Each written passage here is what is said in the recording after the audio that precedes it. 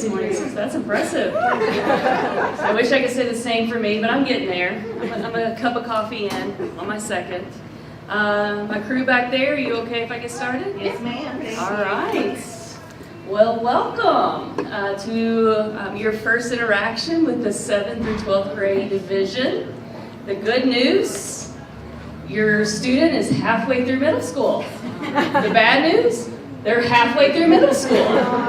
All right, I'm glad that joke lands. So Stacy builds me up and tells me I'm funny. She doesn't know secretly I put my wife through my jokes just to see if they're going to land. So last night we're putting Liddy to bed. I said, okay, I'm going to try this opener. What do you think? And she goes, it's pretty good, Pam. Go on and say it. So thank you all for the encouragement that you, in fact, think I'm funny also. The word's still out with my wife. We'll see. But the other part of the good news is, yes, you're halfway through middle school and you are continuing with the legacy of Walden, and you're continuing into a division where we have caring educators that are going to partner with you all as families, because middle school is tough.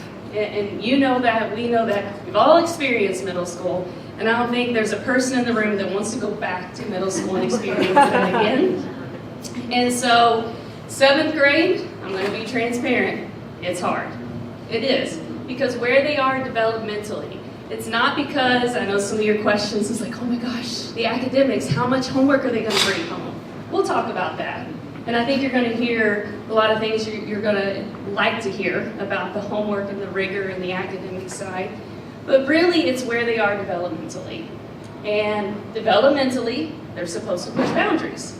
Developmentally, they're supposed to make mistakes, because that's how kids learn. Is the adults around have to show boundaries. We have to build routine. We have to let them make mistakes in a safe environment where we can coach them to be the best version of themselves. And so developmentally, they're going to make mistakes. They really are. But it's important that we are working together as a team to support them through those things. And so that's where maybe your anxiety comes in, is that the social side of things, it gets tricky in 7th grade. I'm not going to lie to you. But we have to help them through that trickiness. Friendships will break up, and they don't know how to break up in a friendship. They don't. As adults, we struggle with that. Now take a 7th grader that's hormonal and trying to fit in, is self-aware. There's a lot there that's on their plate. And it's important that all the adults are rallying around them to support them during this time and help them through that transition of middle school to get them ready for that next step of high school. So before I get any further, I'll introduce myself. Pamela Zipper, I'm the 7th through 12th grade division director.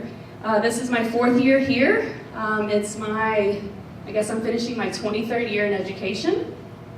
Quick rundown. I started as a high school biology teacher, biology, chemistry, physics, health and PE teacher at Mercy Academy. I was there for 7 years. Then I said, hey, let's try the public school system here in Louisville. So I applied to JCS, and I was hired at the Academy at Shawnee in the west end of Louisville. I spent 4 years there, where I earned my national board accreditation as an educator. Then I said, hey, I want to move to the mountains. So I moved out to Colorado, and I worked at a Title I school there for a year. And then that's where I caught wind of international teaching. And so I spent 7 years in Barranquilla, Colombia, at American International School. And that's where I began transitioning out of the classroom at about year 12 and moving into administration. I earned my leadership license and certification from the College of New Jersey. I did a satellite program in Spain, where I earned that degree. My team over here, this is my left and my right arm, hand, everything. I couldn't survive without them. You're going to hear from Kim Sorise after I give you the lowdown, and she's going to talk a lot about student support services. And then Mr. Isaac Hout, who has a very long title. Let me pull that up. Academic advisor and college and career counselor, all wrapped up into one human being. And so this is my team that we're going to help you all understand that transition to this division, all the way through from 7th to 12th grade, what it will look like for you as a family and your child. Any questions before we get started? And feel free at any point, because I can start rambling, raise your hand, you can popcorn a question out at me, pause me, and I will answer all your questions. So I'll just leave it to you all to pause me when I need to.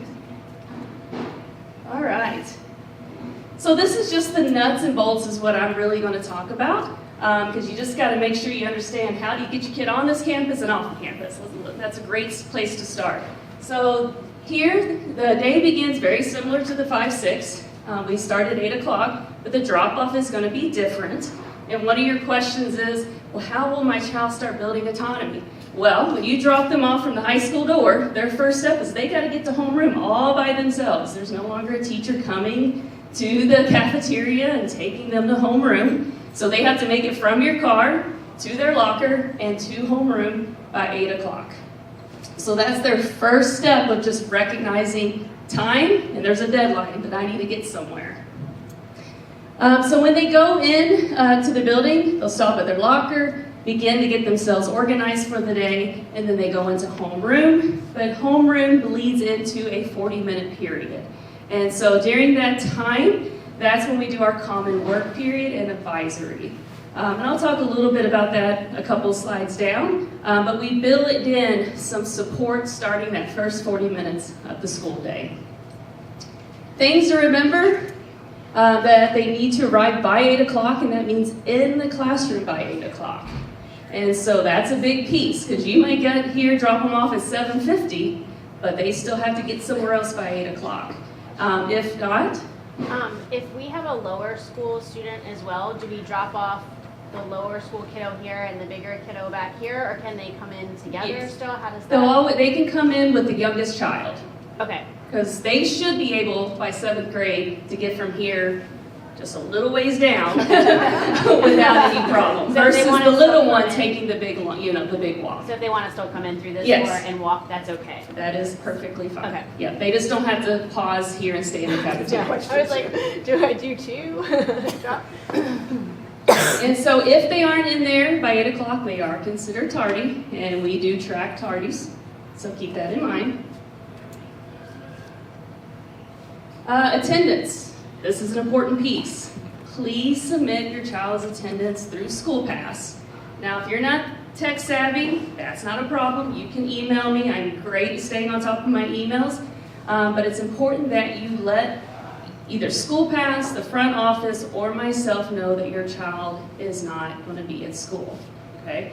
This is where I am a stickler. I am very black and white.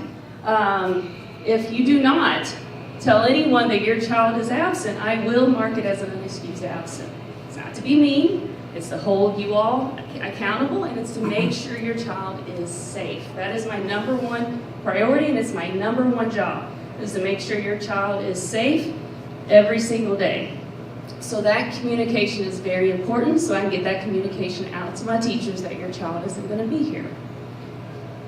I think the most important thing to remember is regular attendance is essential, and it's very, very important. Now, I'm not saying send your kid to school when they're sick, okay? I'll trust your parent judgment there, your parental judgment. But attendance is very important more than ever as they start moving up in those grade levels.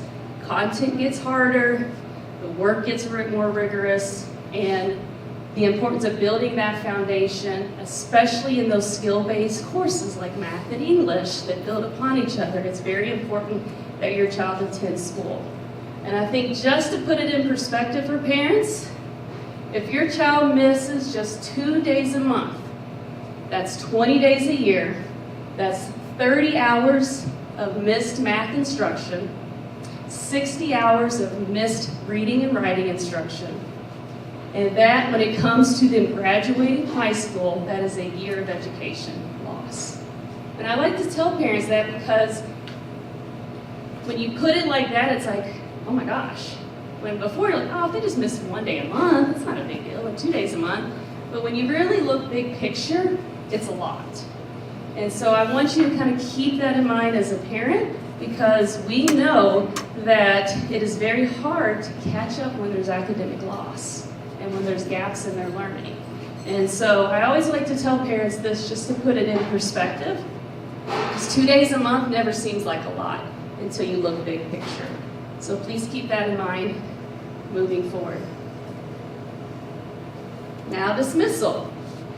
So I failed to mention, well, I think I mentioned. So again, drop-off is at the high school. Now we're going to change it up to keep you on your toes. Where the pickup is the second door of the gym. And so you're going all the way back. And we're doing that so we can pull as many people off of Westport Road, again, to maintain safety. And so when you come pick up, you just keep going all the way back. You'll go to that second door, pick up your child, you'll circle back, and then you'll leave campus. The same question. So the little ones who have come up here for middle school 5th and 6th, do they, they'll send them back to? Yep. Okay. Yep, so at the beginning of the year, Ms. Von Bush and I coordinate, so I know all kids that are coming to me from K-6, and they go, there's a teacher that walks them down, and they'll go to the gym, and they get paired up with the older student at that point. Good question. So any questions just on drop-off, attendance, and pickup? So can I get here early? Yes, you can get here as early as 7:30. How does that work? But can I get here early for afternoon too? Can you get here early? Like, Okay, for pickup, I got you. So in the mornings, yes, the door will open to the high school at 7:30, so your child can be dropped off at 7:30, and my staff is here by 7:30. So we do have adult supervision. In the afternoon, I ask that you come as close to 3 o'clock as you can. I'm really good at carpool. Anyone who's been through my division before, I'm really good at it, even though I've never been trained. And I can get all middle school students off anywhere from 8 to 10 minutes. I whip you through, I promise. Showing up earlier isn't going to get you off campus any faster. Okay, so keep that in mind. Great question. Cell phones. This is my nemesis. I hate them. But we live in a world with them. If you haven't given your child a cell phone yet, awesome. I love you. I still love the rest of you, but I really do love you all who haven't given the cell phones. You can push that off until high school. Do so. But I also know what you're battling. Okay? I know it's hard, especially when everyone else has a cell phone. And I can go into the research and talk about that cell phone and how it's impacting your child's mental health. But again, that is up to you as the parent. When they're here on campus, it's up to me as the administrator. And so something new that I'm going to purchase is these wonderful cell phone lockers. And they're going to go in each homeroom or each advisory. And so when your child enters that advisory classroom, we're going to lock them up the entire school day. So if you do need to get in touch with your child, no worries. You can reach out through the front office or me, and we will get in contact with your child. Or email, because they do have a Chromebook, they do have email, and maybe that'll force them to check their email every day like they're supposed to. But the cell phones need to be put away. I even probably will plan to put some black paper where that window is. Your research shows even if it's visible to that child, it causes them to become anxious and worried and wondering, what is on that cell phone, who has texted me, and whatnot. So we're going to lock them away. I haven't done that yet, and this year, probably more than ever, I've had to navigate kids being on cell phones. And the thing is they're sneaky, and they're really good at hiding it from me. Well, sort of. When you're like this at your locker, it's kind of obvious, or you go to the bathroom for like 15 minutes, you know, it's kind of obvious. But this way, it's away, and they don't have to worry, and they can hone in on the learning. What about watches, Pam? The watches, yes, the watches I will ask to be put away also. Because again, it kind of defeats the purpose if they can still read all those messages coming in through their watch. So yes, phone and watch will be put away in the beginning of the school day and returned to them at the end of the school day. Questions on that? What if we have a watch that, like, you can set an alarm on, not an Apple Watch, just one, like, so my child will leave socialize it before class?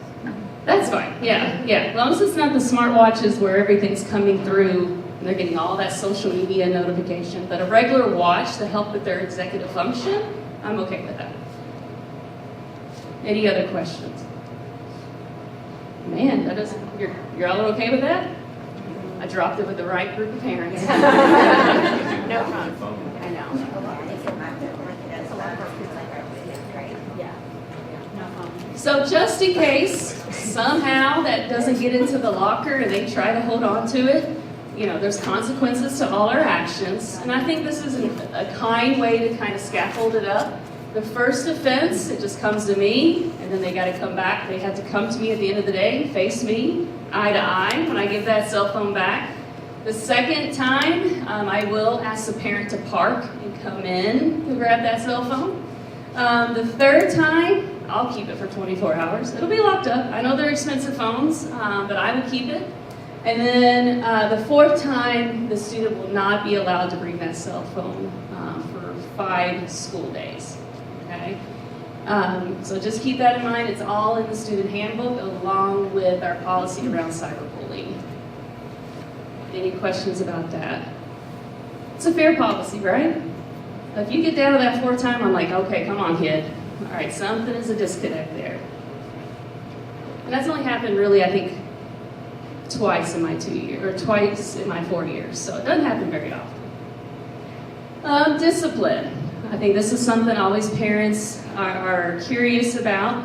I do take a positive classroom or restorative approach with students. And so what takes up most of my day is student behavior, but it's because of the time I take to restore the behavior. And so there's 2 big differences that I think parents have to understand. The difference between discipline and punishment.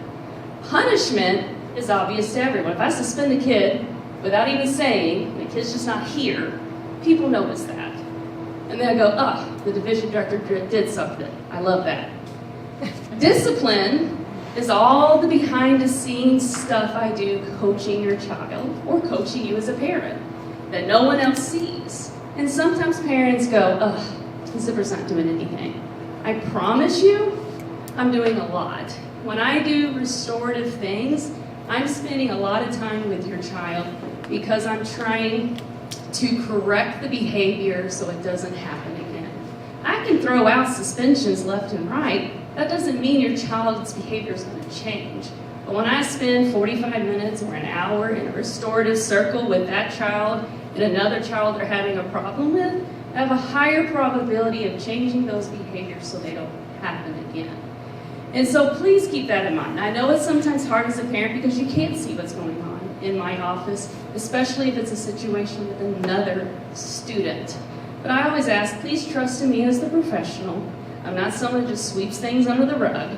I do take time with every situation. I document every situation. I keep parents in the loop. And all I ask is that we partner together. And through restorative practices, I do bring you in and say, okay, a punishment does need to happen because of the severity of this situation. But you know your child better than anyone. What will work with your child? And we will talk about that.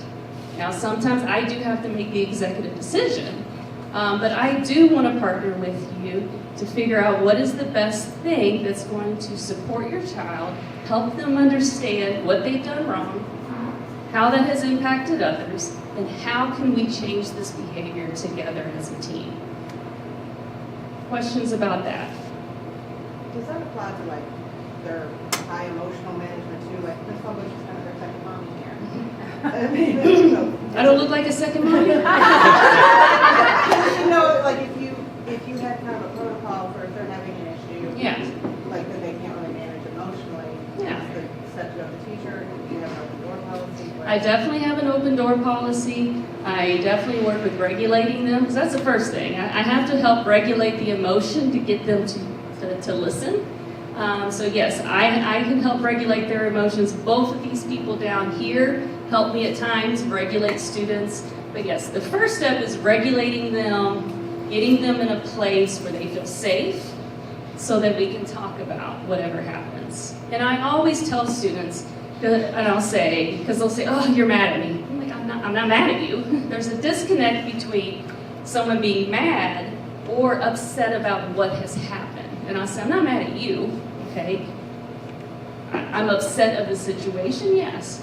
But we will get through this. And I always tell kids, not one situation should ever define a person. And I tell kids all the time, you're supposed to make mistakes. But we have to learn from those mistakes, and we have to learn how to change those behaviors moving forward. But no, I help regulate. I still hug kids. They'll come in. I always ask permission and for their consent, and I'll say, do you need a hug? I'll say, do you need a call? Do you want to call a parent? Because I'm not always going to call you. If I can take care of it with my staff and that student here on campus, because this is that part you've asked about that autonomy. And if I can work with them and help them change that behavior, I'm not going to lean into you. But if I can't get them without your support, then that's when I'm going to lean into you and say, hey, okay, here's what's happened so far, here's what I've done, but we're still seeing the same behavior persist. Any other questions on that?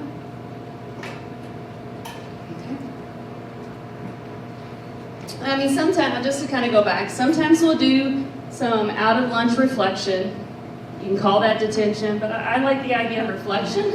But because they do have to reflect and answer some questions, I always encourage the teacher to put it on the student to email you as a parent saying, here's what I did, here's what I learned, here's what I'm going to do differently, to put them on that, to start that conversation through email so that then you all can pick up that conversation when that child gets home. But if I do any kind of detention type thing, it's usually during lunch and during the school day. We'll pull them from lunch, they'll eat in the teacher's classroom or they'll eat in my office, and then we start that restorative process with them. All right, the other big question. Yes, go ahead. Sorry, I just have one question. We're new to Walden and I haven't experienced this and it's been great, but I don't see a lot of group punishment or discipline, which I appreciate. Is that a similar approach? Yes, yeah. Best practices, nope, the group mentality, what we experienced maybe in I remember in middle school, one kid did something, the whole class gets punished. That wasn't good practice. No, I am not someone who thinks ever it's a group mentality. And I also believe that whatever the punishment is, it needs to match the crime. Even yesterday, because we do have study hall, I'm going to talk about that in 7th and 8th grade. A teacher came to me and was like, oh my gosh, some of the kids just will not work during study hall. And I said, well, let's match the crime. If they're wasting their study hall time, we'll waste their recess time. And to me, it's that's a good give and take punishment. If you don't want to work during the 70 minutes we've provided you, well then that 60 minutes we provide you for lunch and recess, you'll sit in the classroom and do the work then. And so I really do think about, if I'm going to change this behavior, I got to match the two things so the student can see the connection between what they've done and what is the result or the consequence of what they've done. We have a lot of trouble with transitions, so I know the beginning of next year might be a little bit of a challenge emotionally. So can we, be proactive in setting up a plan or giving him some more grace? I know teaching is a little hard for him in those moments.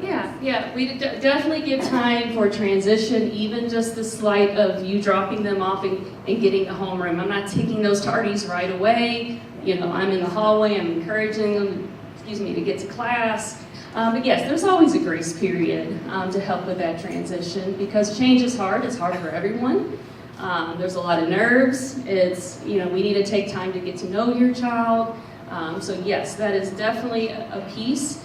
And as I mentioned, which I'll talk about a little bit here, let me go over your core classes, and I want to really spend some time with that common work period to kind of see how we help them transition into their school day. And so you have your core classes along the top. They have those 3 times a week. So this is a change, because right now your kids have their core classes 5 days a week at 50-ish minutes, while we're at 70 minutes with a little bit of a shorter time on Friday. And so one of you all asked in the RSVP is, how am I getting them ready for high school? And it's right here. This is one of the first steps, is moving them to a modified block schedule, because Walden High School is on a block schedule. And so right now, they have to learn how to navigate having classes every other day. And for students who struggle with executive function, that's a struggle. And so now we get 168 days to practice this on how do I get prepared when I don't have my classes every day. And I have to think about when I go to my locker, what classes do I have today on a Monday that are different on a Tuesday? And so they get 168 days to practice this skill twice, both in 7th and 8th grade. So when they transition to Walden High School, they will now be able to navigate a block schedule. So that is one big change, and it's a very good change to help them with their executive function. We provide them a study hall twice a week. This is another way to prepare them for Walden High School because they have a study hall. And they need to try to figure out how do I navigate 70 minutes a time, 140 minutes a week. And not just sit there, not be tempted to play a video game, go advocate for themselves from another teacher needing support. This is how we start building that in. Now, one of your questions was, how much homework will they have? And I'm going to flip it and say, if your child brings home homework, you should ask why. Because they have study halls, and they have this common work period that I'm going to talk about. In my 4 years here, and this is a testament, I have not had one parent complain about the workload. And I mean, to me, I'm going to celebrate that. Anytime I don't have a parent complain, I'm going to celebrate. I mean, I really am. But I really want to change that scenario for you. If they come home with work, and I'm not saying they're not going to come home with some math practice from time to time, or a project they've been working on that might come home. But on average, if your child is bringing home work on a regular basis, you need to look at them and say, how are you utilizing your study hall? How are you utilizing your common work period? If they're up late studying, say, why didn't you go to one of your teachers during common work period? Those are the things, because they need to hear from you that, man, maybe I'm not utilizing my time the best that I should be with the time being provided to them at school. And I think that's the piece to remember. It's because when they go home, just like in your all's feedback for the RSVP, I agree, they need to be kids, and they need to spend time with friends and family.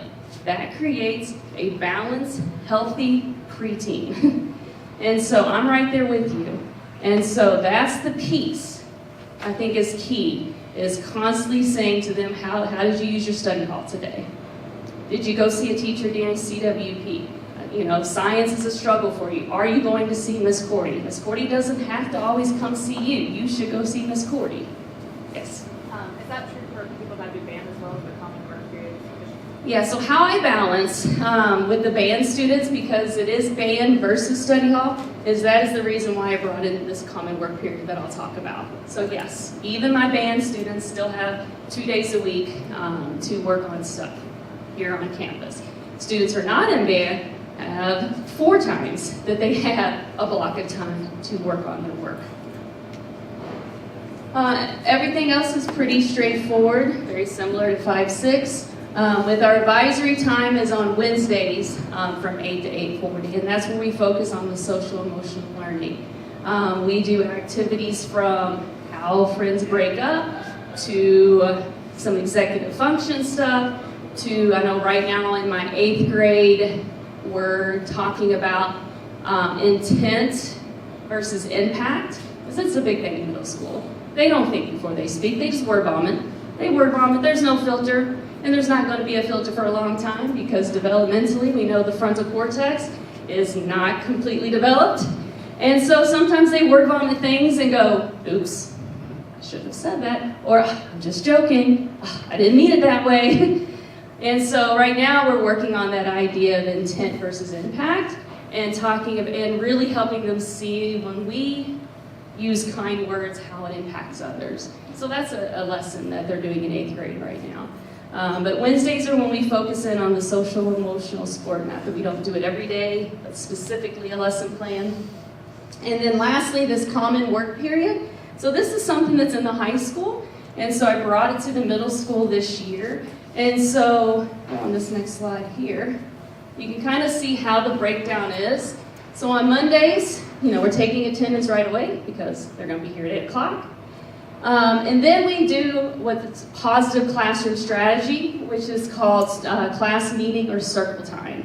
And this is where we start building on that mindfulness for the day. We try to get them in a circle because that's an important key to the positive classroom. Here's where they can share like a rose and a thorn, so something great that's going on, something they're struggling with. They may have an agenda item, and so the students can say like something that's bothering them that needs to go on the agenda. So hopefully they as a group can figure that out. And actually a lot less things have had to come to me because they're starting to learn how to work together as a small little community to navigate some of the ebbs and flows of middle school. And then they do some kind of gratitude. And so that's a pretty common theme, Monday through Friday. Then for Monday, the next piece, the advisor will maybe review grades with them, go over missing assignments, talk about upcoming deadlines, and let them know if there's a teacher that needs to see them during CWP this week. Tuesdays and Thursdays is our CWP, and so it's a common work time, so again, it's like a study hall, so they can work, or they can go see a teacher, or a teacher may ask to see them. And it could be that maybe they didn't do so hot on a test, and so they need to do a review for a retake, because we do allow retakes in 7th and 8th grade. Maybe the student was absent, and it's a time for them to meet with the teacher, get caught up on notes, etc. And so that's built in on Tuesdays and Thursdays with advisory in the middle. Fridays is really just a quick circle time because homeroom's only about 15 minutes. Questions on that?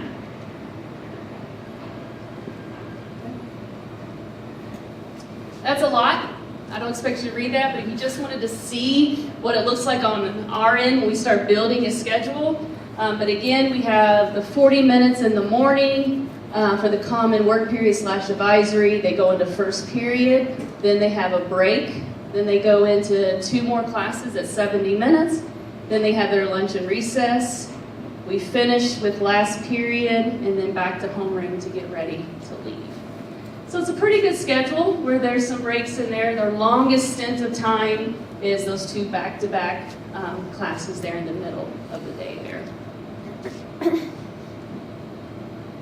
Fridays is just core, no specials or electives, with a little bit of a 15-minute break to break up those core classes. So 2 break, 2 lunch, and we give them back to you for the weekend.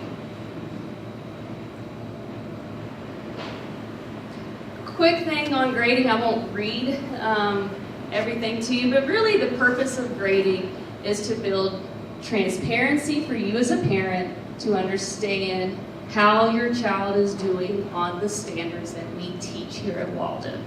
I know in the RSVP asked like what is curriculum. Depending on what you mean by curriculum, curriculum is technically our standards, that's by definition. So we use the next generation science standards, we use Common Core for math and English, and so we're using the same standards that were 5-6 to maintain that alignment. We still use the Inspire Science curriculum, again, to maintain alignment. We have the Spanish curriculum is the same coming through from 5-6 to 7-8. So the alignment is being maintained as you're moving into this division. That hasn't changed. This part here, that second paragraph, we're not there yet, where we're communicating with you all on their work habits. That will probably roll out the 26-27 school year because we are in a transition. Right now, what you've been experiencing, you'll continue experiencing, is equitable grading practices.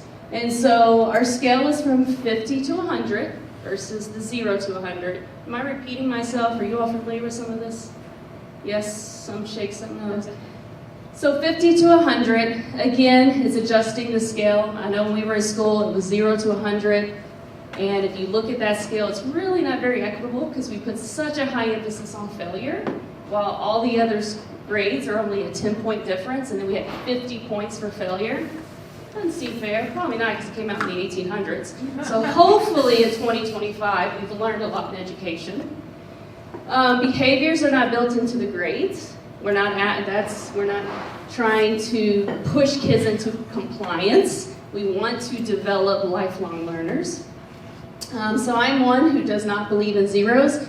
Zeros will tank a kid's grade like that over a mistake.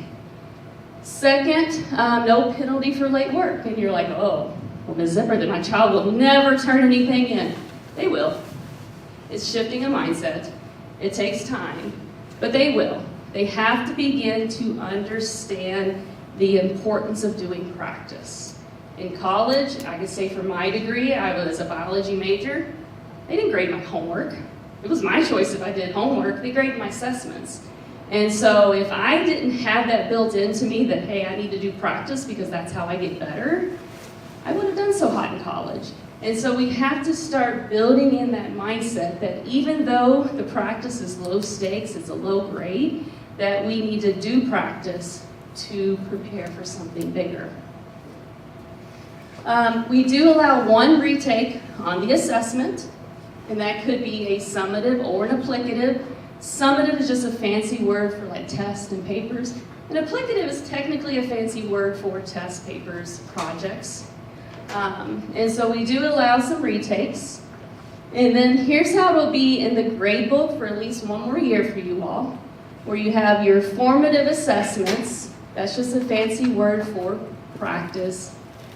We don't do a lot of worksheets. I know that was kind of a question on that RSVP. We try to do more authentic learning experiences for students. I'm not saying there's never a worksheet, like in math, obviously you gotta have some practice there, but we're definitely not a worksheet-focused division. And so that's low stakes at 10% because of practicing, and we don't want to hit them hard when they're just practicing. You have your applicative assessment, as I mentioned, at 40% and the summative at 50%. So heavily weighted is the 90% at the end of these units that we're doing. But we're formatively assessing all throughout to make sure they're ready for that end. This will just be on the slide for you to peruse later, but I'm hopeful that by 26, 27 we move to standards-based grading. Now that's another presentation all in itself that takes about an hour and a half, and we don't have that this morning. But with standards-based grading, what I can tell you quickly is it's about transparency, and it's about us communicating so you clearly understand the strengths and areas of growth for your student. Quick analogy, when you go get an oil change, you know that paper you get back that has red, yellow, and green on it? Red, like, whoo, those brakes, you might want to get changed. The yellow, hey, you might want to be cautious, you don't have to do anything yet. Green, we're all good. It's the same concept, and so when you go get your car checked out, when you leave there, you know specifically what's going well with your vehicle and what you need to do. Standards-based grading is very similar to that, where you can see exactly what your child is doing well with versus where they need to work on. Versus now, when you look at grades, you see a B. And you think as a parent, well, that's pretty good. I mean, it's a B. And you'll go, but it's not an A. But do you really know like how your child gets to that A? Now, we've all been trained, oh, well, just make sure you get all your work in. And so it's a little different. I can see a little bit of, like, on your face. It's still about a year away. It takes about 5 to 7 years for a school to transition to that. And we're only in year 4 going into next school year. So we're at that kind of line. And so I'll do a later presentation when I know that we are on that road to standards-based grading. And then I will break it all down. And I promise I won't scare you. I think I can convince you to love it. Here, I've linked our grading policy, so I've linked the long version and then the key takeaway version that you can peruse. That is basically what I just mentioned about the equitable grading. Clubs and sports, that it continues on over here. We even have a lot more clubs than this, but these are the ones that maintain every year that kids want to be involved in. And then we'll throw out some other clubs to get interest, like First semester for middle school, for 7-8, there was a circus club. And so the kids got to learn how to juggle and do things with the circus, because I had a teacher who does things in a circus. And so there are other things that come about through teachers sharing kind of their passion with students and students gravitating towards those passions. But this is the general list, with photography being new this year, which was a huge hit. So hopefully Mr. Tower will come back to us to run that club. But these are our clubs that we have the most members in, and then a continuation of our athletic program. Whew, that was a lot. How y'all feeling? Good? Anything where you're just like, whoa, zipper? You need to tell them about the terminology. If you do bring them in, you've been zipped. Oh, yeah. Yeah, so your kid might come home and say, oh, I was zipped today. And that means, yep, they were zipped because they came into the office and we talked about whatever X, Y, and Z. So yes, my name has now become that. Anything that kind of scares you, because I am very black and white. I may not always look warm and fuzzy, but I promise I take care of your kids like they're your own. As soon as they enter my division, I speak of them as my kids. And I have a lot of kids that I have taught over the years. I still am connected with students that I taught my first year in teaching. Now they have kids, because I'm old. Now I can go out and have a beer with them, because now that's okay, because they're in their 30s. But I stay connected with my kiddos. You are in good hands. I promise you, in the 7th through 12th grade division, I have some of the most amazing educators that I have ever worked with in my 23 years doing this thing called education. We will prepare your students for Walden High School. We will prepare them for college and beyond, college or career. And so any kind of last minute, not that you won't have more time to ask me questions, anything making you anxious right now? All right, I did my job. Yes,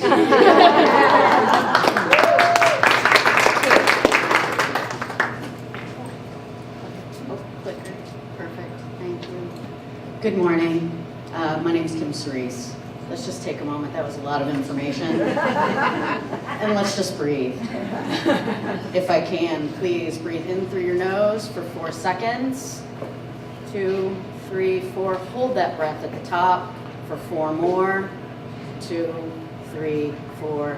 And exhale out of the mouth with a big sigh. Get out all the things that are bothering you today. 3 and 4. My name is Sorise. I'm the Director of Student Academic Support here for grades 7 through 12 at Walden. I have been here for 20 years. 25, 26 will be my 20th year in the building. Before that, I was a journalist for National Public Radio and moved around the country. I've also been a DJ for a very long time, so you'll hear me on and off the radio. But my passion is kiddos. I love teenagers. They're quirky, they're funny, they are challenging, they are a constant puzzle. I love to get kids to see themselves in all kinds of different ways. I think middle school is all about trying on different hats and seeing what fits. Some of those we keep with us and some of those we toss, you know. And then I was a classroom teacher from 2005 to about 2019, and then shifted into what is now our Student Success Center. It was just me. And now we have a whole department that goes K through 12, so it's pretty amazing. Okay.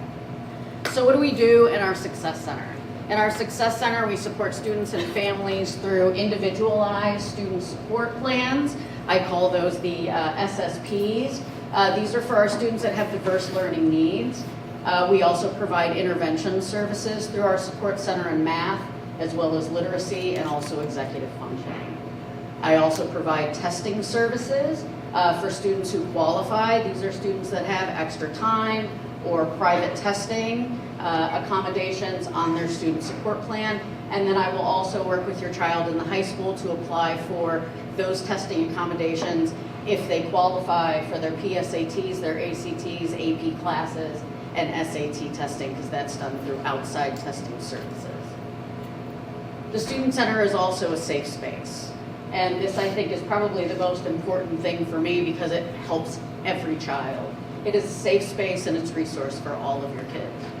Provides those resources on study skills. I have an open door policy. They come in and say, hey, Ms. Sorise, I got a test. I'm really struggling with this material. Can you help me? Absolutely. Study skills, testing strategies. What happens when I start to feel nervous before I take a test? We breathe. That's the first thing we do. Don't forget to breathe.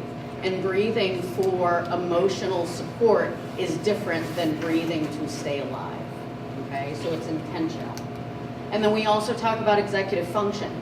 I work with executive function intervention, but I will also support all of your kiddos in my locker's a mess and I don't know what to do. Okay? The Success Center also provides that safe landing for students who need brain breaks during the day. Brain breaks to be able to manage big emotions, because we also know that that is a lot of what is happening with many of our students. Students are supported when they come into the Success Center through grounding strategies, through breathing, but also through things like our 5, 4, 3, 2, 1 census countdown. There are a variety of different ones. Also, every single class has a sensory box provided by the Success Center that's also full of fidgets and also calming cards that talk them through things like progressive muscle relaxation, or what walking in the bathroom and putting cold water on your face can do for your current emotional regulation. And if it gets real tough, I'll go get you a bag of ice. We put that on the back of your neck and on your wrists, and boy, it really is good if you're having a tough day. We have 3 different types of intervention services. Our universal intervention approach this is for every single child in the classroom. They are supported by our teachers through best practice learning strategies that are researched. Teachers keep a close eye on our kiddos, and they are monitoring through effective questioning, through formative, summative, and applicative assessments to identify any child that is struggling. Okay? Things that are considered best practice. Regular schedules in the classrooms, making sure that homework is posted as well as on Google Classroom. Teaching students how to chunk material. Being a good model. This is how I model reading. And when I was a language arts teacher, I did that all the time. We'd read a paragraph and I'd stop and say, hey, these are the questions that I have. I want to have a conversation with the author. What are some of the questions that you may have? Are there any new words in here that you've never even heard before? You know, so modeling. Also previewing, giving deep reading strategies, things like that are considered best practice. Checking back in with the student, asking that student to repeat. What are the expectations of this assignment? What are you going to do first? What are you going to do second? Right? Our targeted intervention is where interventionists come in, where our team comes in. This is reserved for students that are identified as struggling students through a variety of different resources and data, and also referrals.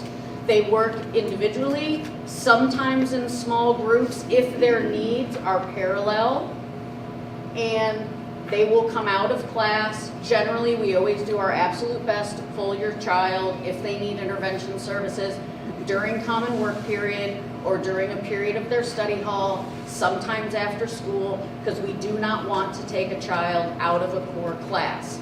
The only exception for us is Spanish, because sometimes we have students that have significant reading and writing needs. If they struggle to read and write in their first language, adding in a second language is not going to be beneficial. So we also work with students that need that intensive support or something else. I'll take them out of Spanish, okay? We work for literacy skills, reading and written expression, also mathematics, and executive function.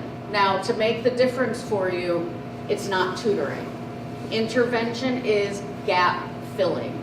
So if we have a student that's in pre-algebra, but they are struggling with basic computation because they never learned with automaticity, their multiplication facts, that would be a reason to pull a child in for intervention services, okay, just as an example. The intensive is kind of when all else fails. We've pulled a student out for 2 days a week. They also have a support plan. What are other things that we need to do? We may have to require some outside services, or we will have to pull a child for more than 2 days a week, which we really, in our absolute best, try not to do. Sometimes it can also require outside testing just to give us more information. There are services that are attached for intervention services, or fees rather, and they do align with your financial aid package. So, what is the process that we use to identify students that have academic need or will utilize our service? We need an updated psychological educational evaluation. If you don't have access to one, we can provide a psychologist that can certainly help. We also will look at student data. We're going to look at things like MAP scores for testing. We're going to look at PSAT scores if it's a high school student, as well as their MAP scores. We're also going to look at their ALEX diagnostic, which is something that they utilize in math class.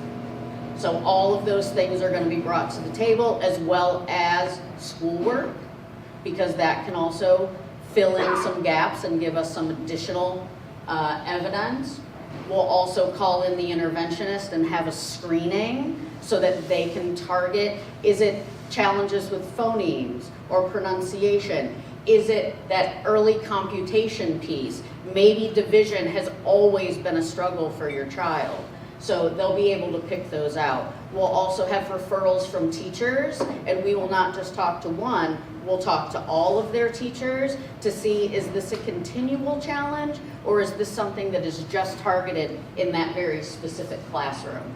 For students that are coming into Walden that are transfer students, I'll also look at their formal learning plans, their IEPs or 504s if they come with that material, as well as past report cards, narratives, work, all of that sort of stuff, okay? So we definitely want parent feedback, but it is data-driven in terms of who receives these services.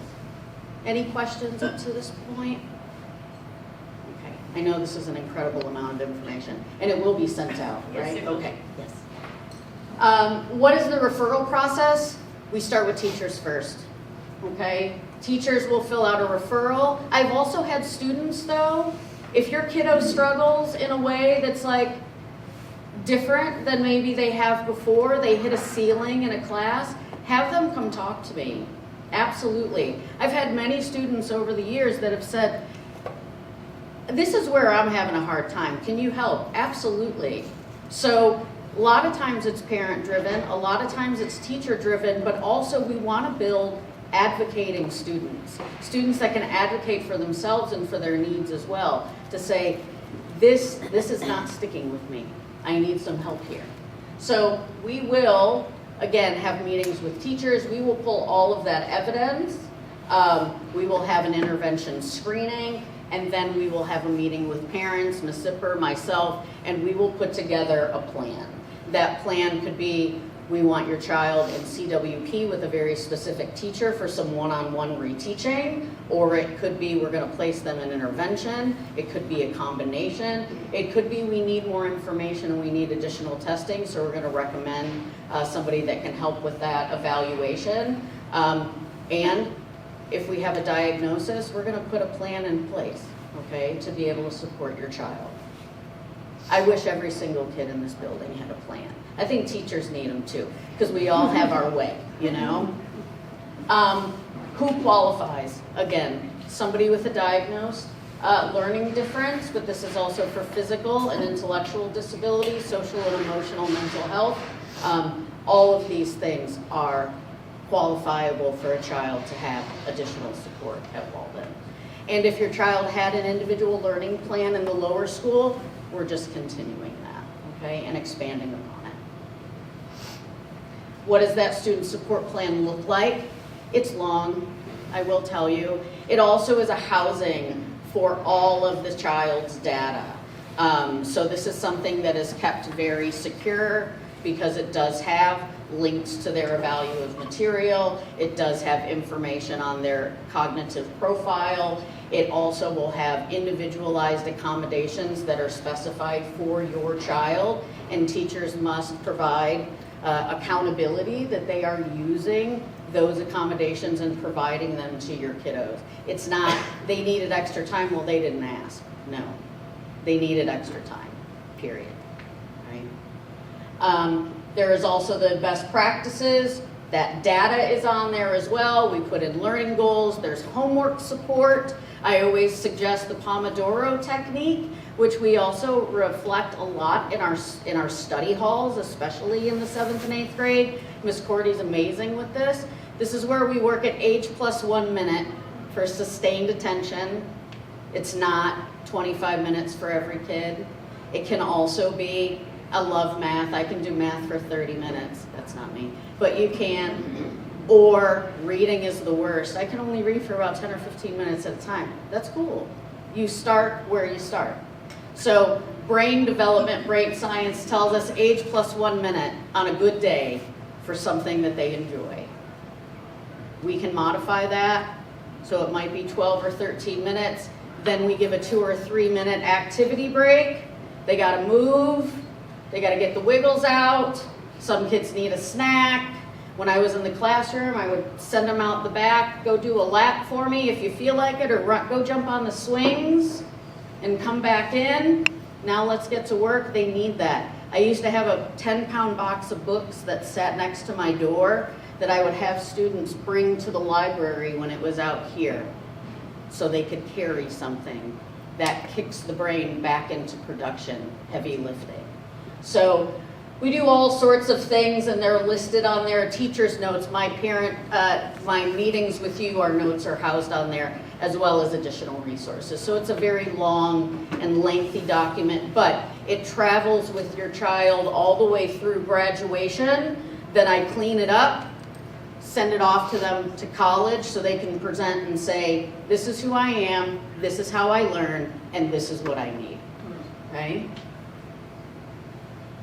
What if my student does not qualify for support services? Like I said, open door. I will always help your kiddo. They don't need a diagnosis. None of us can get through this life alone. We all need help. We have implementation of those research-based strategies in the classroom, always. Students are provided with that opportunity for a study hall or common work period that helps them with their independence. It helps them with their learning of time management. Some kids don't see time, neither do parents sometimes, it just depends. 7th through 12th grade, again, that common work period that is so incredibly important to say, I was absent yesterday, I'm here now. I'm gonna go see Miss Marks and get the math instruction. One-on-one, just her and me. I don't even need that full 70 minutes. I could probably do it in 20 if it's just the two of us, and also get some practice.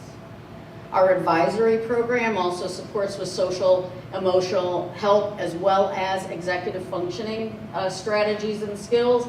And then also our 9th grade students are enrolled in an orientation course that I support them with. How do we set up our locker? Because it looks different for everybody. Some people are up and down, some people are side to side. Some kiddos want Monday, Wednesday, some kiddos want Tuesday, Thursday. Some students color code everything, which is great, I suggest it. Color code per class. We can also replicate that on Google Classroom and Google Docs and in their Drive. We also look at research study skills, things that are active recall. We look at spaced repetition using different kinds of cards, like stuff that med students use because that's the stuff that works, okay? And I teach them that in 7th and 8th and 9th grade. Note-taking support. I'm a bullet pointer. The person next to me may be a doodler. Somebody else is able to do their own shorthand. I have another student that types. So there are all sorts of different ways to record information. But what we do is we learn how to be productive We also learn how to manage and reduce our stress at the same time. Troubleshooting for 7th grade. Sorry, I got a little bit of, a lot of talking. How can you help your kiddo? Talk to them about block scheduling, truly. Because block scheduling, yes, research-based, it reduces stress for kids and for teachers. Procrastination is built right in. Absolutely. If you got a kiddo that's like, I'll do it later, this is gonna bite them. It is. I talk to students about the fact that you get a longer class because it also allows teachers to give you extra layers of information. It also shows up that way in practice, especially in the high school. But we want to take these 2 years of 7th and 8th grade to get them ready. If an assignment is given on a Monday and it's due on Wednesday, when do we begin? Monday. Not Tuesday night, not Wednesday morning during CWP. And there's a reason for that. We want to build their working memory. We want to expand their working memory so that they have the ability to take in information despite distraction, determine whether or not it is important, what is the most important, be able to push that information back into short-term and then eventually into long-term memory. The only way we do this, or the most effective way, is repeated exposure. So, if I had my math lesson on Monday and I had 10 questions for practice, I'm going to do 2 or 3 that afternoon during my study hall. I may do 1 more on Monday evening when I get home, because I also have a little reading to do too for Mr. Gross's class. Then on Tuesday, I'm going to do maybe the rest of the work. So now I've had that exposure 3 times in class, well 4 actually, in class, in study hall, a problem or 2 after school, and then the rest on Tuesday during my study hall. They've now done that work 4 times. The brain is going to hold on to that information with much better accuracy and consistency than somebody taught me on Monday and I didn't re-access that information in my brain until Tuesday night or Wednesday morning. When we move into high school and they have even longer classes in that block schedule, that means really it's almost 2 classes worth of information. Homework can look the same way. It's more to do. So to learn how to break that up into smaller parts. We teach students chunking, and that's exactly what this is. It also helps to support that cognitive load and cognitive proficiency balance that kiddos struggle with during the day. This was really hard for me. So is that going to make my homework easier or harder? If the presentation and the access to the information is hard, the homework becomes almost impossible sometimes. So by breaking things into smaller pieces, we can take better steps moving forward. We don't have to take these huge leaps, okay? So we always want to break it down. Also, your children are digital natives. I would love, you would love, everybody would love for them to use a planner. It's not going to happen. It's not going to happen. We have wasted thousands of dollars in planners, and they end up underneath the lockers. They disappear. There's like an ether somewhere that just has all of the Walden planners for the last several years.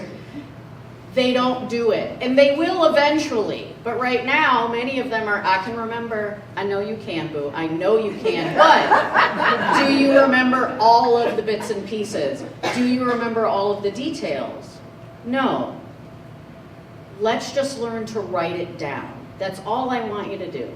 We don't have to plan out swaths of time. I don't have to teach you backward planning in the 7th grade, but what I do want you to do is learn the power of the Post-it note. It is such a powerful, simple tool that we have thousands, and they're way cheaper than a planner. Let's put some Post-it notes in the front of your computer bag with a pencil, and that lives there. Every morning, we take a fresh one off and we stick it on the corner of that Chromebook because you've got a perfect Post-it size space right there. Write the homework down. That's it, right there. If you get an assignment in class and the teacher says, okay, what is your first step? let's get out another Post-it and let's write it down and put it right on over that homework.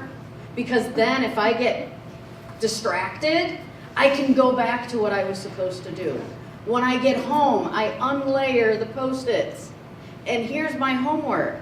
And here is all of my steps to get my work done. It is so much easier for kids to just manage right in that little tiny space, rather than here is my Chromebook, and here is a planner, and here is the binder, and here is this. Education has reduced their materials because of technology. It's a good thing. It's also a nightmare at the exact same time, right? But being able to use small, simple strategies to help your child move forward, this is what often works the most. Maybe in college they'll get a planner. Maybe they will learn the benefits of Google Calendar and that Google Classroom is actually linked to that, and they can link their calendar to yours, and all of that is wonderful. And I trust you, I will try to get them there, but sometimes we just have to, we gotta live in the power of the Post-it. And it really, really does help, okay? And the last thing here is, don't stop asking them what they learned in school. Do not. That is a standard question when you pick up your kiddo. And if they say, I don't know, or I don't remember, challenge them. Because this is active review. This is studying, and they don't even know they're doing it. Get them to use the vocabulary that they learned in class, and then they will get better at it and better at it every single time they get in the car. And this is active recall. These are the best practice study skills. Active recall. Talk about what you have learned. Have a conversation. And also, you'll learn a few things too, I'm sure. Okay? So never ever stop asking them. Last thing, how do you help your kiddo build executive skills during the summer? Let them help plan vacations. Give them a budget. Take them to the grocery store and let them do the grocery list. Don't ever use GPS again. Teach them how to read a map.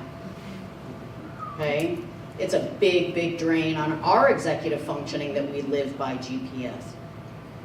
Practice mindful strategies. If they see you do it, and they see you put the phone down, there's no phone, they're not going to be so quick to grab that phone. But if they're having a hard time, let's breathe. Let's sit with our feelings for a second, because we all have them and it's okay. Feelings are not things that we should be afraid of. They are things that we have to learn to put in their rightful place. And sometimes big feelings are needed, and other times we tamp them down a little bit, okay? Household chores. Research says students that have chores have increased executive function skills. Absolutely. Gardening, huge. A huge executive function builder. Not only is it problem solving because it's you against nature all the time. Build something together, with or without instructions. Instructions are great. Go buy something at IKEA, there's no words. It's just visuals, okay? Or pull something off the internet, watch a YouTube video. Get out and build something with your kiddo. Give them time to explore and to investigate. One of the greatest increases of anxiety, other than social media, cell phones, is restricted or limited unstructured play. Promote that. Build trust in your child and let them go out into the world just a little bit. They can go to the library on their own if it's in the neighborhood. They can run to the corner store, okay? They can go to the park. Learn a new skill, encourage them to volunteer. Consider maintaining a journal. Journaling is huge for getting out those big feelings, not to mention it builds written expression. Team sports, camps. All of these things can help build executive functioning skills for your kiddo over the summer. Okay? Any questions that you have for me and our support services department? Yes? All the talk of organization makes me really excited. However, my child will be less so. Is it through modeling, or do you formalize some of these techniques that you're talking about? How do you integrate them? It's a combination of a couple different things. Number one, when I start working with a child one-on-one, I do a processing survey with them, and this is through intervention. I want to see how that child best processes information. There's about 14 different ways that the brain does process information. So it's not just visual, kinesthetic, or auditory-based learning. I want to work with the strengths of your child first. It does not work to teach a child to organize by saying, do what I do. Okay? I can tell them what I do and what works for me, but at the end of the day, there's a lot of trial and error, and they have to figure out what works best for them. And that's why it does take time. So we may make suggestions of, when you stand here and look at this large rectangle, how does this best work for you? Do you stand and look from top to bottom, or do you approach it side to side in smaller pieces? Depending upon the student's response, I would suggest that's how we set up a locker. Are we putting Monday classes in Wednesday class, or do we want, A, B, C, D, all the way down, okay? So the one thing I would say is get a piece of locker furniture, but make it basic in terms of shelving, just a couple shelves, that's it. We also look at color coding is a standard. It supports, but we also want to pull that into what happens if the colors get all messed up and the kiddo just can't do that. That's not where they're at right now. I might look to a universal binder as another option of let's just reduce the amount of things that you need to use. I have a couple 7th graders right now that don't even use a locker. They're like, can I just take my stuff in my backpack? It's easier for them. So I really want to meet your child where they're at. And that's the most important thing. And then we grow from there. The organizational piece is built in. Some teachers are like, you have to have a binder and it needs to be set up this way. Let's try that because that's what everybody else is doing. But if it doesn't work for you, you can try something else. The idea of chunking and like post-it notes and things like that, is that integrated within the classroom so that everybody's kind of doing the same thing? Chunking, yes. Post-it notes, it depends. Some kids are really into it and other kids are like, this is just one more thing for me to manage, But if they're like, I'm not doing a post-it note, then okay. The alternative is you need to check classroom all the time. Or can we consider feeding the backpack, which is after every single class, if I have an assignment, I feed the backpack and move on to the next thing. It goes in the backpack and then I go to my next class. Or we can keep a running list in the locker. It's kind of like what's going to work for this child. One last question on shadow. Is there a shadow day or anything for our kids that are moving into 7th grade or something to kind of teach them how this all I works? love it. Yep. Sounds like a good idea. Yeah. Miss Nichols? Can you make note of that, please? I've already just written that down. Sounds like a good idea. I love it. I do too. Yes. I have a quick question. This seems to be like a way to, introduce tools to the children. I think that's great. But do you also offer the opportunity to help sharpen the tools if they already do have them? Kind of where, because this seems like a lot of remediation to me, which I think is fantastic and I do understand, but there are kids that I do believe that are here that need help, even, moving forward. Oh, absolutely. Yes. And that's where I would really, that wouldn't be a child that would probably be in executive functioning intervention, but they do have access to that open door policy. I consistently get good grades. I would like some better study skills. I plan on being an AP student. Can you help me increase the study skills that I already have? Absolutely, let's set a meeting when you're available and we can make that happen.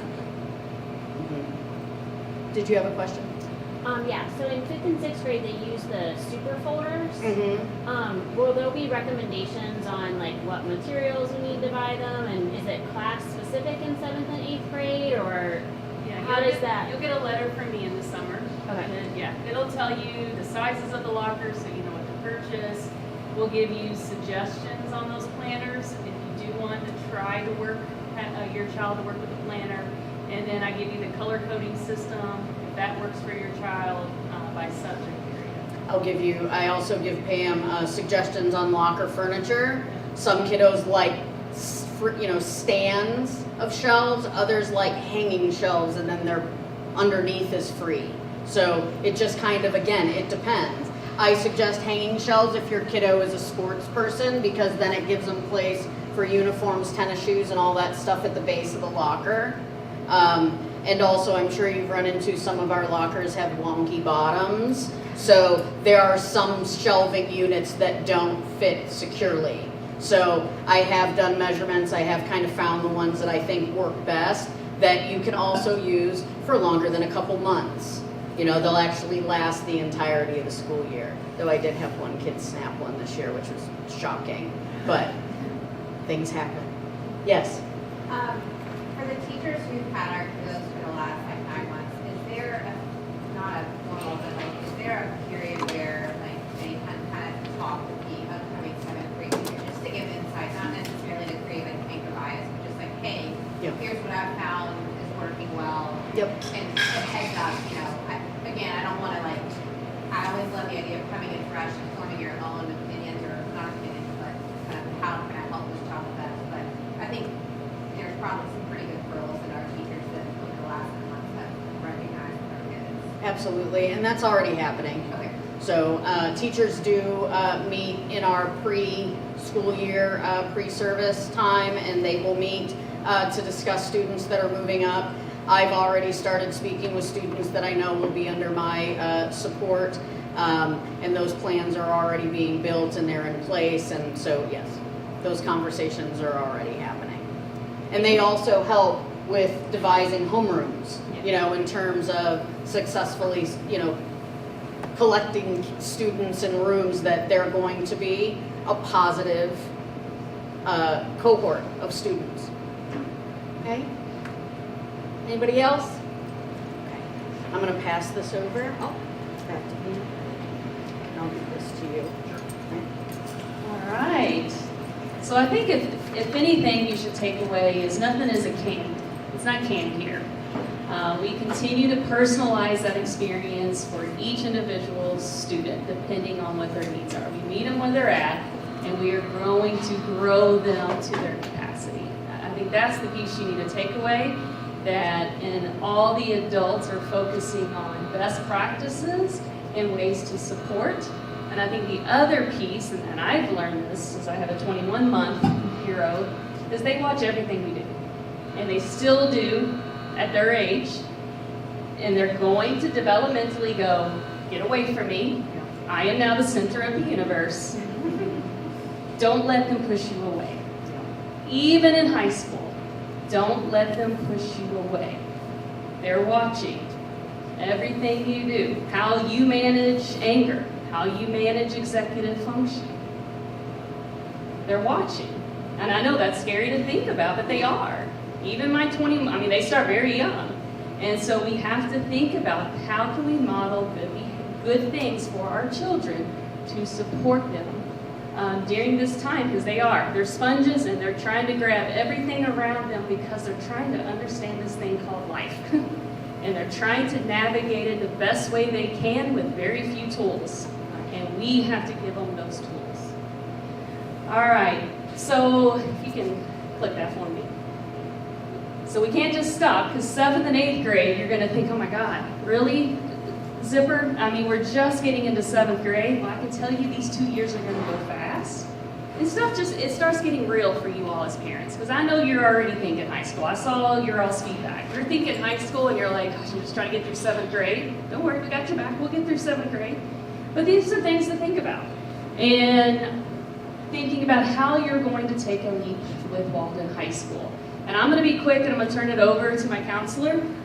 If you could click again for me. This is a piece, I'm not going to read it to you, but it is a school that actually gets you. And you as a parent, but you as the student.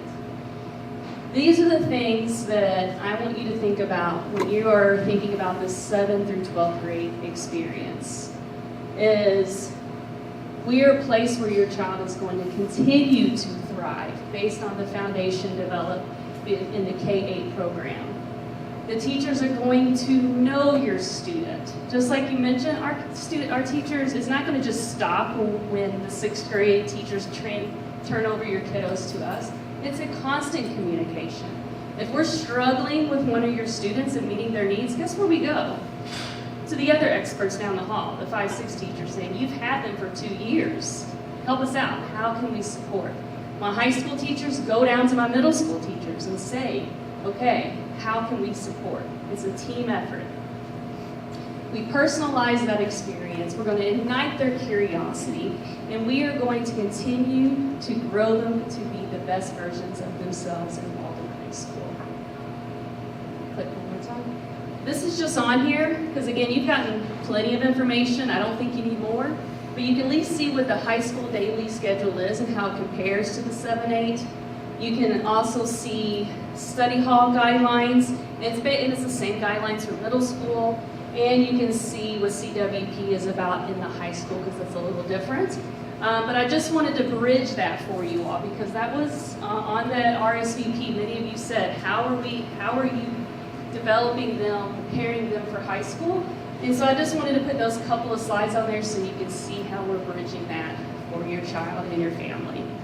Other than that, I'm going to turn it over to my college counselor that's going to give you a little more insight of how we will prepare your child for college and career. I have a question. Yeah. Can you talk just briefly about challenging our kiddos in 7th and 8th grade academically? So, like Caroline's got places where she thrives, and of course some places where she's, room for growth. But like in those areas where she's really thriving, is there an opportunity, like in language arts and in science, to really challenge her, so she can learn more and continue to develop interests in those areas that she really likes? So as I mentioned, and your kiddos are still going to experience this as we transition to standards-based grading. A piece of that is looking at how do we challenge, not only how do we get kids to proficiency, but how do we challenge those students that get to proficiency a little quicker than other students, so they're not just sitting there bored. And so yes, we have it built into our curriculum where we have additional opportunities, activities that will continue to push students to maximize their academic experience. Also, we do a lot more collaborative work, and that alone is challenging for middle schoolers. Learning how to work as a group, and also how do you work with a group if I don't get along with everyone? And they want to lean into, well, Ms. Zipper, just don't put me in that group. And I go, no, that's not how it works. Because in life, we all work with others that we go, I might not be your friend outside of this building, but I have to learn how to work with you as a human because we have to reach this goal. So that within itself, just collaborative learning can be very challenging for students, so that'll be another way. And again, all the executive function, all the CWP, the study hall, all of that is going to challenge your student because they have to think about how they're going to utilize their time effectively. How am I going to go advocate for myself when I need help? And so I feel like that challenge is going to come in many different forms, not just the academic side. Okay? Yes? The only parent of high schoolers, have we found a way, because we do get our facts update of grades every Sunday, which is lovely. Have we found a way with our new standards-based grading to make it so that I am not looking at 15 different spreadsheets? Have we looked into a way to make it so that it is palatable as a parent? Yeah. So currently the reason why that is happening in the English class in high school is because it's just a pilot program. And so with standards-based grading, to do this right, I have to pilot it. So I have to get all the clunkiness out of it. We got to see where the gaps are, where can we grow. And so yes, I have my guinea pigs in high school that have honestly been very kind to me as we work through this. But yes, we will have to look at an alternative grade book than facts, unless facts catches up to us. We will have to look for a grade book that is standards-based. And when we have an actual standards-based grade book, it's very easy to read. It's color-coded, it has standards, it'll tell you exactly where your child is. But because we are still looking for that grade book, we had to build it in-house, and we had to code all the Google Sheets to create that. But yes, it 100% gets easier. It's just because you're in a pilot program now. Yeah, you're a guinea pig right now. But because of their guinea pigness, everyone else won't have to experience that. So that's the good news. All right, I am looking my eye on the time, and I know I need to send this to you. All right, who's excited for another speaker? I promise I'll go quick. I know where we're at on time. Just kind of wanted to introduce myself. So my name is Mr. Hout, and I am the academic, college, and career counselor in the high school. You're probably wondering, what does that have to do with middle school? I like to view myself as a middleman. So Ms. Zipper and I share an office. So my office is even technically located in the middle school. I like to view myself as a friend down the hall. So if anyone ever wants to talk about anything, come into my office, grab a stress ball, fidget toy, whatever they need to kind of reduce stress, anxiety, things along those lines, they're welcome anytime. I have an open door policy, and I truly mean that. So if they see that my door is open and they want to be regulated, talk to someone about their emotions, their feelings, they can. I have a license, or I was a licensed professional counselor, so I did counseling, mental health counseling for 3 years before I stepped into this role. Graduated with a Master of Education from the University of Louisville with a clinical mental health counseling degree. So kind of combining my expertise to make sure that our students are regulated. And the benefit about my role specifically here, as it pertains to the mental health field, is that I can regulate these students in 10 to 15 minutes. And when they go back to the class, they're actually able to focus. And they're attentive, rather than them just feeling like they're distraught. When I was in previous roles, we're getting to some kind of deep stuff too. So when they're going back to the class, they may not be regulated. I tried my best, but here in this role, 10 to 15 minutes, usually that's all it takes. So if anyone ever wants to talk about anything, whether they're in middle school, high school, they know where my office is, they can locate me, and we'll regulate them and ensure that they're able to focus once they get back to the classroom. I'll step back a little bit. So talking about that transition into high school, so we build them a 4-year plan. So I work with every single student no matter what grade that they're in. So I might have that college counseling title, but that doesn't mean that I don't meet with every single student. I have a pretty broad job title here. So in 9th grade, they have that success course, which kind of prepares them for high school, how to take notes, how to deal with conflict, reduce stress, things along those lines, build those skills. And then in 10th grade, we start with career exploration. So we are really emphasizing that career aspect of things. Not every single student is college material, and that's becoming more and more apparent too. A lot of parents, a lot of students are having these questions like, is this actually worth the investment? College, guess what? It costs an absurd amount of money now. It always has, but it's just even escalating, and there's really no end in sight. So, a lot of people are asking, is it worth the investment? Should I go into a trade? And those are things that we're going to explore. So in 10th grade, they're going to have job fairs so they can actually explore different careers too. And I don't know like a better terminology, but they're essentially going to be forced to, go to like different booths, different speakers to learn about various careers. Because whenever I talk to, especially, 9th and 10th graders in the high school, they kind of have that broad scope of jobs. So like doctors, lawyers, which are fantastic. Everyone should have those aspirations. But they may not necessarily know what else is out there. And just the plethora of jobs that are out there too. So prepare them for that. We have research projects, building those communication skills too. So by their 10th grade year, when they're actually doing job shadowing, so that's something that we're going to implement, they're going to spend a day where they are actually job shadowing, getting that real world experience.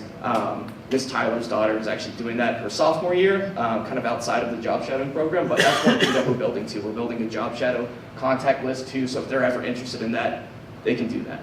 And we're also working on building resume and cover letter writing. So then their spring semester, we're aiming for late February once they do that job shadowing. They've already made contact, they've already got a plan. So we work on them building those professional skills and things along those lines. And then senior capstone, it's essentially just a culmination of all the work that they put in throughout their high school in a class. That's it, that's a year long. And kind of a continuation on that, so building on those professional skills in 10th and 11th grade, mock interviews as well.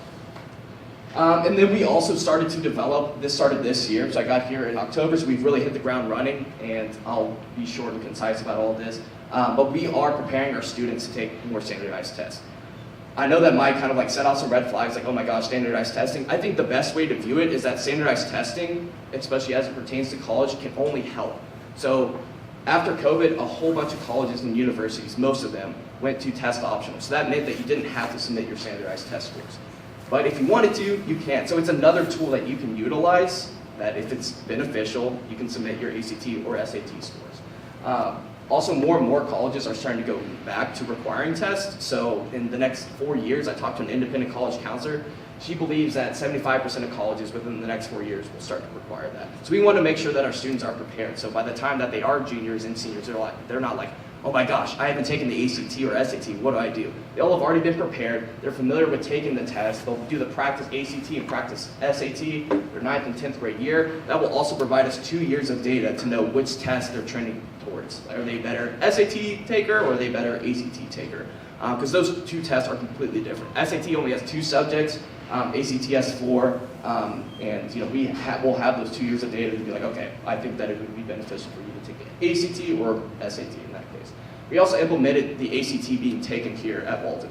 This was the first year that we were able to do it. We had fantastic success. I can't wait to share some of the results with you all. But it allows them to be comfortable at a school where they go 5 days a week. They know the proctors. They don't have to go to a random school on a Saturday, wake up at 7, 8 a.m. and then not know where they're going. I had to do that. I took it at Wagner. I'd never been to Wagner in my entire life. Yeah, we got to Wagner, people. I'm like, where the heck am I? So I was a little uncomfortable, and guess what? I took it 3 times. My worst score was when I took it out of school that I did not go to. So the fact that they could take it here, get accommodations, every single student that applied for accommodations received accommodations.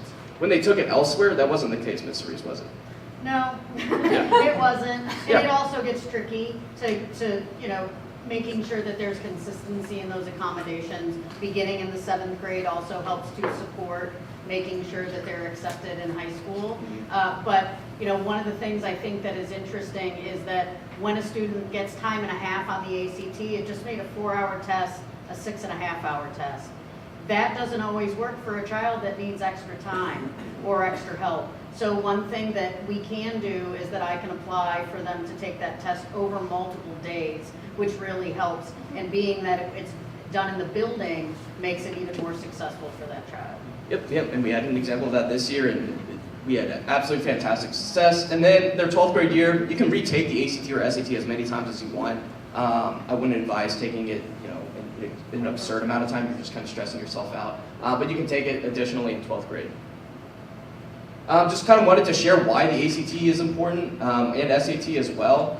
So not only does it help you get into colleges if you do submit your score, but scholarships. I just talked about how expensive colleges are. I'm just going to be talking about UK and U of L.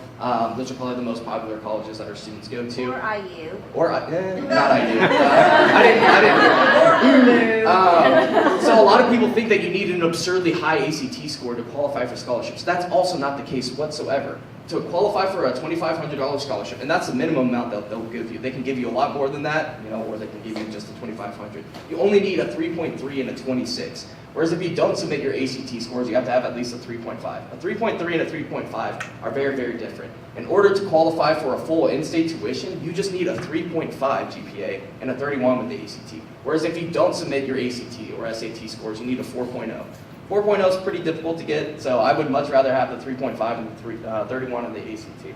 U of L has very similar ACT and SAT criteria. I know it's not the best visual in the world, but a 26 and a 3.0 can qualify you for at least $2,500. And again, that's the minimum. So you can qualify for up to 8,000 with those scores.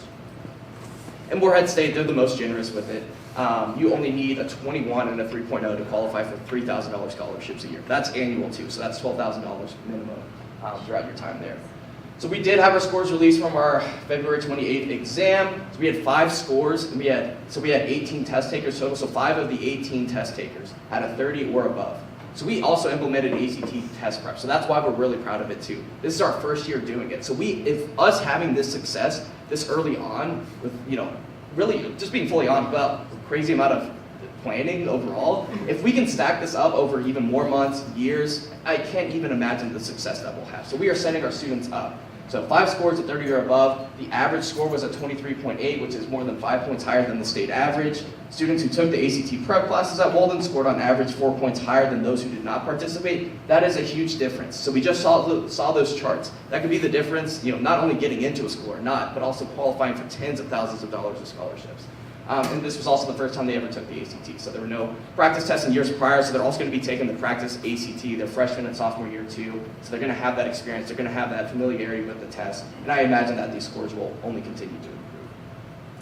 The junior year, talked about job shadowing a little bit, but their spring of their junior year, students will be provided opportunities to gain real-life experience in the fields of their choice.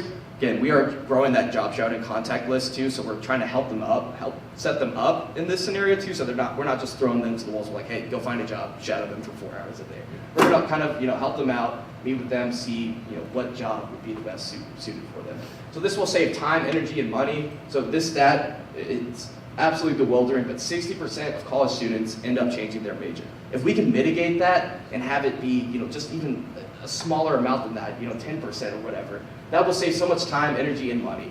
So you don't have to worry about taking all these classes in college, wondering if this is actually a good fit, or let's say you even go throughout your 4 years of college, you graduate, get a degree, but you don't really know what specifically that job entails, and then you're in that job, and you're like, oh my gosh, I don't want to do this anymore. Like, I can't believe this is actually what it's like. We help mitigate that risk. So by the time that you job shadow as a junior, you might job shadow like a pharmacist, be like, oh my gosh, I actually do want to do this, or on the contrary, you're like, maybe this isn't best suited for me. So it gives you real-world access to see if you actually want to pursue that job field.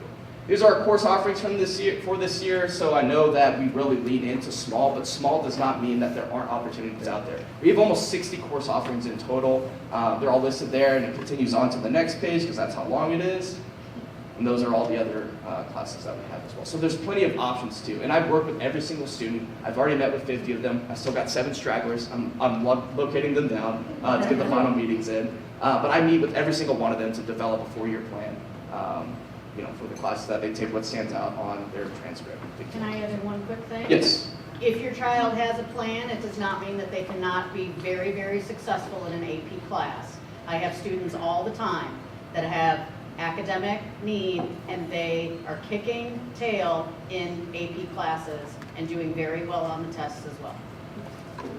So I tried to be as short and concise, so I'm sorry if it seems like I tried to get through that efficiently, but I wanted to give you all some time back. And if you all have any questions throughout the day, you all... Let me just say. Hold on, let me just say one thing real quick. First of all, this hard work, and they just jump in. Sorry, no. I want to say really fast. How lucky are we? We are so lucky. How lucky are we? Look at this. Honestly. Let's just do this together. We are nurturing, we are loving. You get that K through 12, but I'm going to hold up our personalization, our excellence in academics, our excellence in our student success. I mean, Kim Sorise could go anywhere and be paid a ton of money. She is But she's loyal. not going to go anywhere.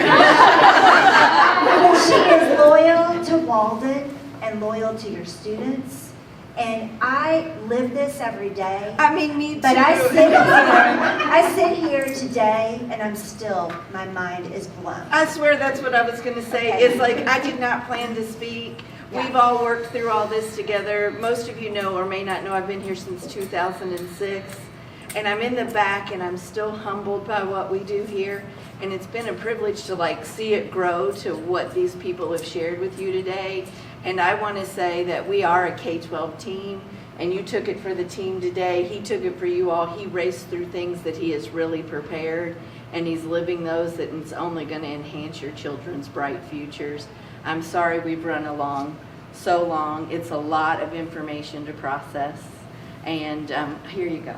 I'm just so proud of getting to share this with you because there are all of these questions, and I hope we've answered so many things for you. I love that we both ran it. I mean, you just can't help it.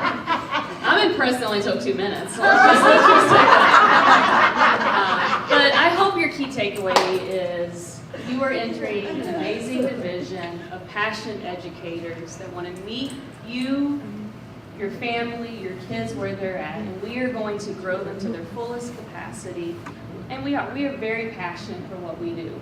At the end of the day, we all could go somewhere else and make more money. If money was driving it, we could, but it's not. I think when you have educators that choose to be at a private independent school, it's because they're passionate about what they do and they love kids. I mean, that's really what it is. And we take that home with us every evening. There's not a night that goes by that I'm not thinking about a student and whatever their situation is. And that's not just me, that's everyone who is working K-12, let's be honest. I know you had a hand up. I think you were going to say, awesome job. You nailed it. But just in case you have I another wanted to run up there with them. We just switched mid-year, and I'm just forever grateful. I feel like my son's future is forever changed. So. Good. We do. We have your back. It is a partnership, and that's what we all have to remember. We all have the same goal, is we want your child to be successful, and the more that we work together as a team, the odds are in forever favor of your child, us working together. So that's my final takeaway. If you need a hug, prove that I am soft and fuzzy. But the last piece is we did say the program's going to run until 10, so we're still within time. But if you would like a tour of the 7th through 12th grade division, I do want to invite you on that tour. I have 2 amazing people out here that are going to take you on that tour. I also know that you all kind of gave up your morning for work and whatnot, Yes. so you won't hurt my feelings if you do have to leave. But if you're not pressured to get back or you need an excuse not to go back, I have 2 amazing people that would love to show you the 7th through 12th grade division. Even if you walk those halls, it's different when you're walking on the tour. Anything else from anyone else? Are we good? Yeah, we're good. We're good. All right. If you would like to do a tour. I want to